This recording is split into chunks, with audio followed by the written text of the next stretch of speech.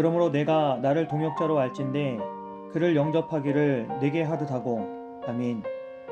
바울은 빌레몬에게 오네시모를 다시 받아줄 것을 간곡히 부탁합니다. 그러면서 이 일을 하나님의 시선에서 바라보도록 이끕니다. 어쩌면 오네시모가 잠시 빌레몬을 떠났던 것은 하나님께서 이루시는 과정일지 모릅니다.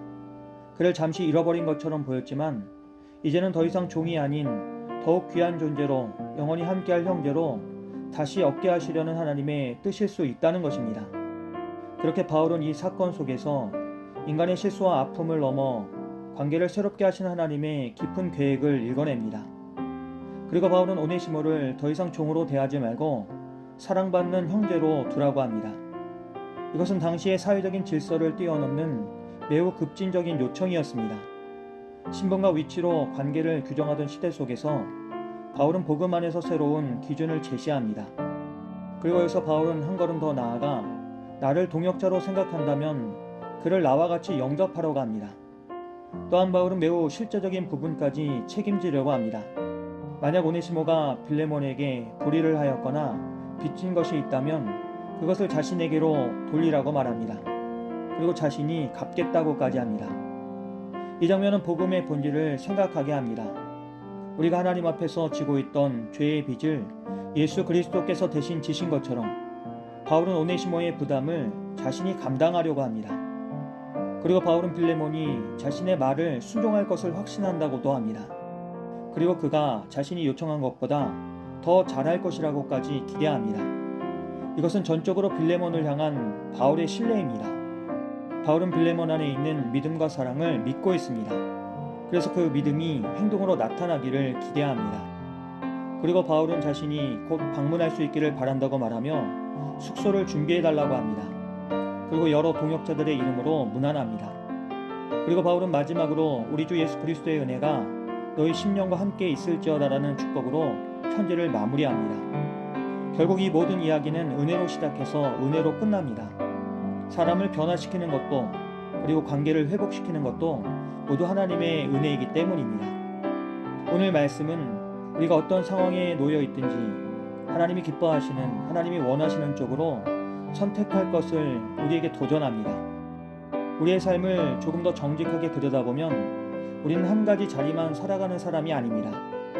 때로 우리는 누군가를 기다려야 할 때가 있습니다. 그가 변화되었다고 말은 하지만 그것이 쉽게 믿어지지 않을 때가 있습니다. 그래서 말보다 시간이 필요하고 설명보다 증명이 필요해 보이는 순간들이 있습니다.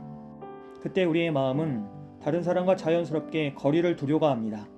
다시 가까워지는 것이 두렵기 때문입니다. 그러나 복음은 그 자리에서 우리에게 한 걸음을 더 내디디라고 말합니다. 완전히 이해가 돼서가 아니라 하나님께서 그 사람 안에서 일하셨다는 사실을 신뢰하며 한 걸음을 내딛는 것입니다.